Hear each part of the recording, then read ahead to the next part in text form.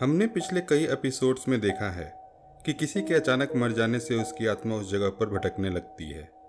आज के इस एपिसोड में हम एक ऐसी ही लोकेशन के बारे में बात करेंगे जो मनीला फिलीपींस में है। मनीला फिल्म सेंटर के नाम से मशहूर ये बिल्डिंग सन 1981 में एक बहुत ही दर्दनाक हादसे का शिकार हो गई थी, जहां सैकड़ों लोगों ने अपनी जान गंवाई। ये मर चुके लोगों की आत्माएं आज भी जीवित लोगों से मदद की गुहार लगा रहे हैं।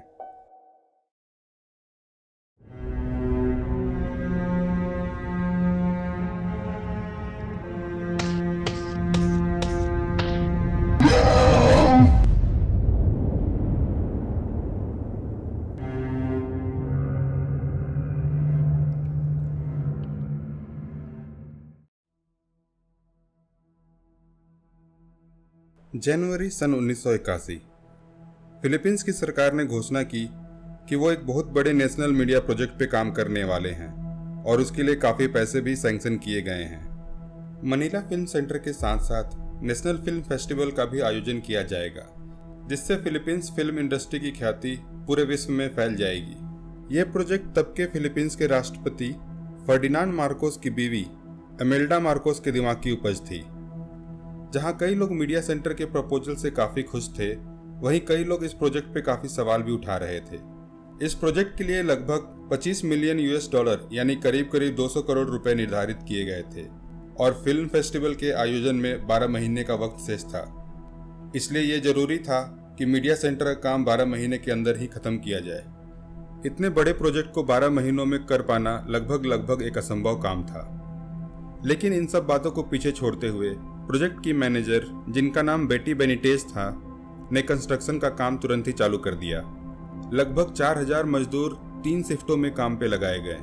आप काम की तेजी का अंदाजा इसी से लगा सकते हैं कि बिल्डिंग की मेन लॉबी, जिसे बनाने में सामान्यतः 6 सप्ताह यानी 42 दिन लगते हैं, उसे सिर्फ 72 घंटों में बना दिया गया।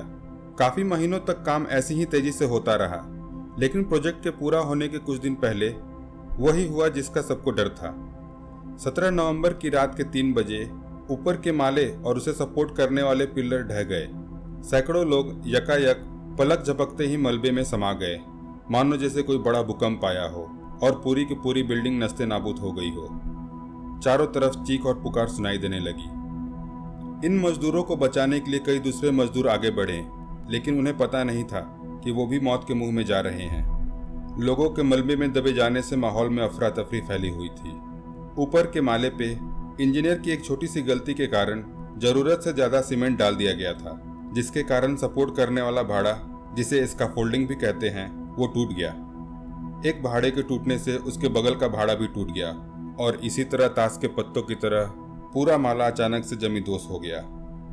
अभी अभी डाला हुआ सीमेंट अभी सूखा भी नहीं था और जो लोग बाकी मजदूरों की मदद के लिए मलबे से लोगों को निकाल रहे थे, वो अब धीरे धीरे सूखते जा रहे सीमेंट में फंसने लगे थे। कई मजदूर तो खड़े खड़े सीमेंट में ही जम गए। आप जो तस्वीर अभी अपनी स्क्रीन पर देख रहे हैं, वो इस घटना की एक सच्ची तस्वीर है। घटना की सूचना मिलते ही प्रोजेक्ट मैनेजर घटना स्थल पर पहुंची। उन्होंने मिलिट्री बुला ली और पूरे एरिया की घेराबंदी करने का आदेश दिया। किसी भी आदमी या पत्रकार को अंदर जाने की इजाजत नहीं थी। ये देखकर लोग समझ गए कि बेनिटेज को मजदूरों से कोई हमदर्दी नहीं है और वो उनकी मदद के लिए वहां नहीं आई है। उन्हें तो बस मामले को दबाना था और काम को वापस चालू करना था। काफी कोशिशों के बाद जब ये साफ हो गया कि सीमेंट में फंसे लोगों को आसानी से और जल्दी से नहीं निकाला जा सकता, तो बेनिटेज ने मिलिट्री को आदेश दिया कि वो किसी भी तरह इन लोगों को वहां से हटाएं। उन्हें मतलब नहीं, चाहे उनकी टांगे ही क्यों ना काटनी पड़े। बेनिटेज के आदेश के बाद ऐसा ही हुआ।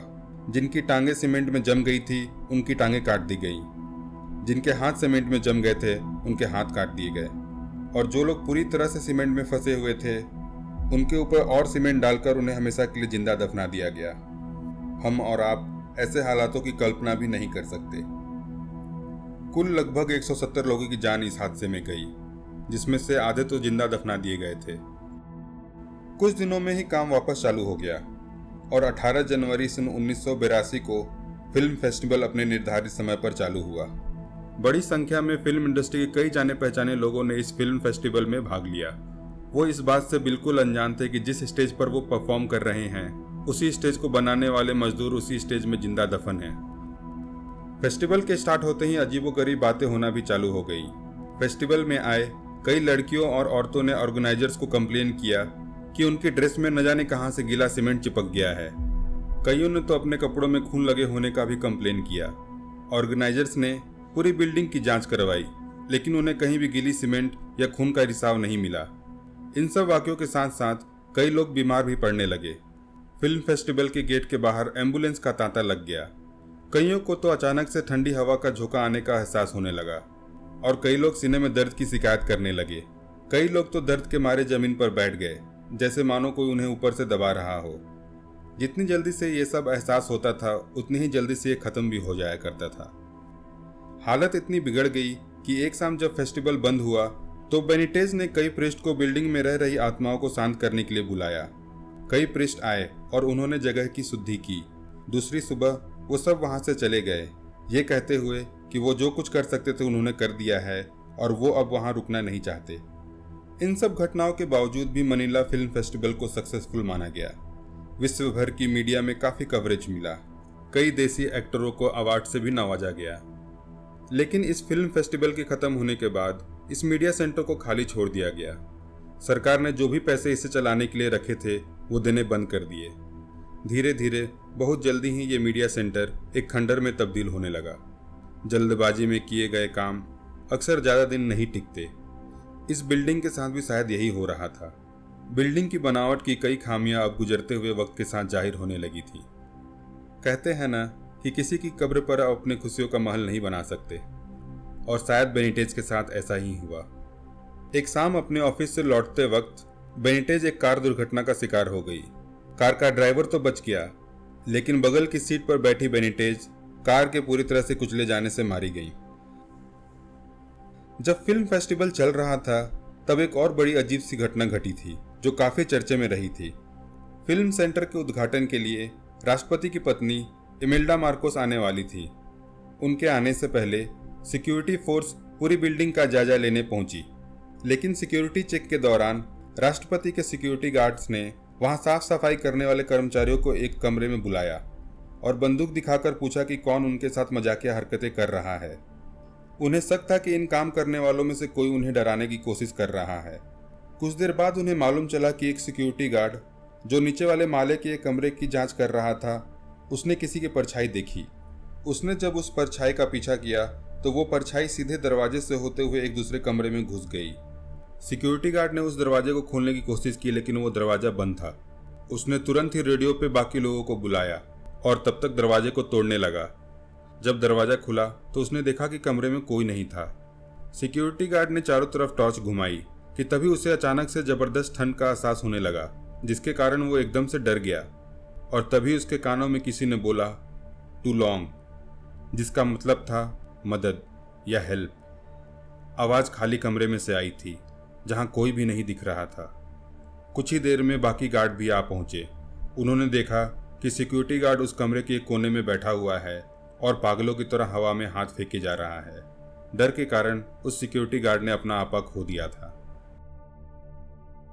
ऐसी और भी घटनाएं इस मीडिया सेंटर में होती रही और फिर सन 1990 में आए एक भूकंप के बाद इस मीडिया सेंटर को पूरी तरह से खाली कर दिया गया। इस घटना के बाद ये कई सालों तक खाली ही रहा। इस दौरान कई बार कई लड़कों का झुंड इस खंडर होते हुए जा रहे फिल्म सेंटर में आया करता था। वो कोई भी ऐसी चीज ढूंढने में लगे रहते थे जिसे बेचकर कुछ पैसा कमाया जा सके। सबसे खतरनाक और प्रसिद्ध भूतिया घटना एक ऐसे ही लड़कों के झुंड के साथ घटी। एक दिन एक लड़कों का झुंड इस मीडिया सेंटर में कुछ कीमती सामान ढूंढने आया। अभी दिन के 12 ही बज रहे थे। सामान ढूंढते ढूंढते वो बिल्डिंग के काफी अंदर आ गए। वो एक ऐसे कमरे में पहुंचे जहां सूरज की रोशनी बड़ी मुश्किल से आ रही थी। उस कमरे में काफी अंधेरा था। तभी उनमें से एक लड़के ने देखा कि सामने की दीवार से कुछ गीला सा नीचे गिर रहा है। जब उन्होंने सामने जाकर देखा तो सबके होश ही उड़ गए। ये गीला सीमेंट था जो दीवार से बाहर निकल रहा था। कुछ ही देर में उस कमरे की हर दीवार से ये गीला सीमेंट निकलने लगा। सब ये देखकर डर गए और भागने लगे कि तभी उनमें से एक लड़का चिल्लाया। जब पीछे मुड़कर बाकियों ने देखा तो सबके प्राण ही सूख गए। एक कटा हुआ हाथ नीचे सीमेंट की फ्लोर से निकलकर उस लड़के के पैर को दबोच रहा था। ये हाथ पूरी तरह से खून से लथपथ था और इसकी उजली हड्डियां भी पूरी तरह से दिख रही थी। हाथ में कई जगह गीला सीमेंट भी लगा हुआ था।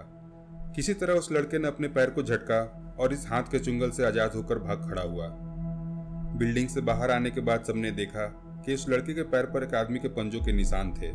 पकड़ इतनी तगड़ी थी कि उस लड़के के पैर से काफी खून निकल रहा था।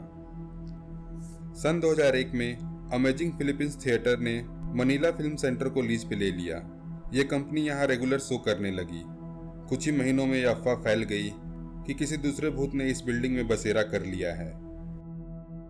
एक दिन शो के बाद लोगों को एक शो में परफॉर्म करने वाली लड़की की लाश सीढ़ियों पर पड़ी मिली। पुलिस इन्वेस्टिगेशन में कुछ मालूम नहीं चला और ऐसा माना गया कि शायद ड्रग ओवरडोज से इस लड़की की मौत हुई है।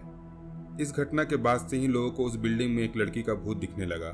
कई बार स्टेज के परफॉर्मेंस के दौरान ही कई लोगों ने इस भूत को स्टेज पर देखा।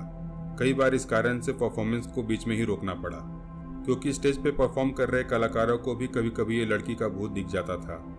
ये भूत सिर्फ बिल्डिंग के अंदर ही नहीं दिखती थी। कई बार बिल्डिंग के बाहर खड़े टैक्सी ड्राइवरों ने कंप्लेन की कि सुबह सुबह उन्हें एक लड़की मिलती है जो काफी घायल दिखती है और हॉस्पिटल ले जाने की बात करती है, लेकिन सफर के दौरान वो अचानक से गाड़ी में से ही गायब हो जाती है। भूतों का ऐसा लिफ्ट मांगना और फिर गायब हो जाना कोई नई बात नहीं है। हमने हाईवे हॉरर स्टोरी एपिसोड में भी देखा था कि कैसे एक लड़की रात को लिफ्ट मांगती है और फिर लिफ्ट लेने के बाद गायब हो जाती है। मनीला सेंटर के टैक्सी ड्राइवरों के साथ भी कुछ ऐसा ही हो रहा था। फिलीपींस के मीडिया सेंटर की कहानी काफी दुखद और दर्दनाक है। शायद सत्ता के नशे में चूर लोग कभी कभी इंसानों की जान की कीमत नहीं समझते। मार्कोस फैमिली ने यह कभी नहीं माना कि उस हादसे में किसी भी मजदूर की जान गई थी। उस दिन कुछ पत्रकार किसी तरह अंदर घुसने में कामयाब रहे थे, जिसके कारण ये पूरा मामला सामने आ गया था। सारी कहानियां और सबूत इस बात की ओर ही इशारा करती हैं कि 17 नवंबर की रात को जो हुआ वो एक सामान्य घटना नहीं थी। उस हादसे में मरे लोगों की आत्माएं आज भी वही एक चीज मांग रही हैं जो उन्हें कभी नहीं मिली, मदद।